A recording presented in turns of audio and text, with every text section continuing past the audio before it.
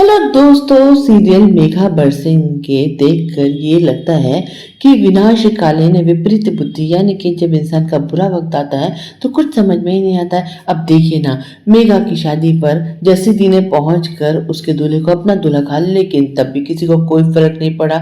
And विदाई के वक्त मनोज एक फोन कॉल रिसीव करता है और कहता है कि मेरी छुट्टी कैंसिल हो गई है, कल ही जॉर्जिया के लिए निकलना पड़ेगा। लेकिन कोई बात नहीं, मैं मेघा को साथ लिए बिना यहाँ से नहीं जाऊंगा, भले ही नौकरी छोड़ दूंगा। लेकिन मेघा खुद खुशी खुशी उसे जॉर्जिया जाने की अनुमति दे देती है।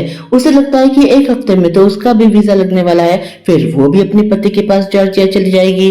ससुराल में आकर सारी रस्में पूरी करती है, सुहाग रात भी बन जाती है और मनोज उससे कहता है कि मैंने जो 15 लाख तुम्हारे अकाउंट पे ट्रांसफर किए थे ना, वो मुझे वापस कर दो, मेरे दोस्त के पैसे। मेघा वो पैसे भी ट्रांसफर कर देती, लेकिन जैसे ही पैसे ट्रांसफर करती है उसका अकाउंट बैलेंस आ जाता है, जिससे उसे पता चलता है कि उसके अकाउंट में 5 लाख रुपए तो निकले ही नहीं है।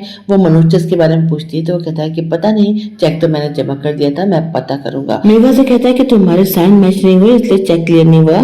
तुम एक काम करो, दूसरा चेक काट दो, वरना हॉस्पिटल वाले हम पर केस कर देंगे। मेघा एक और 5 लाख का चेक काट कर उसको दे देती है और ये दोनों चेक वो अपने पापा जी को दे देता है। अपनी माँ से कहता है कि आपके लिए जीवन भर के लिए एक नौकरानी छोड़कर जा रहा हूँ, और मेघा खुशी खुशी करके सारे काम करती है अपना ससुराल समझकर। मेघा को पग फेरे के बहाने उसके मायके छोड़कर आता है और वहां से खुद जॉर्जिया जाने के लिए एयरपोर्ट के लिए निकल जाता है।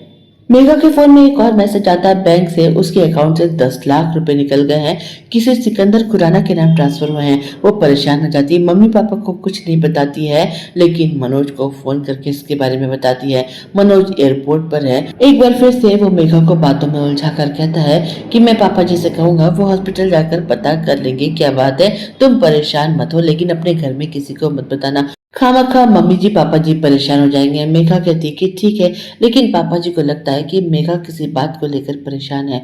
इधर मेघा की रातों की नींद उड़ गई है। दोस्तों, अगले अपडेट्स के साथ मैं आपसे फिर मिलती हूँ, चलती हूँ, बाय।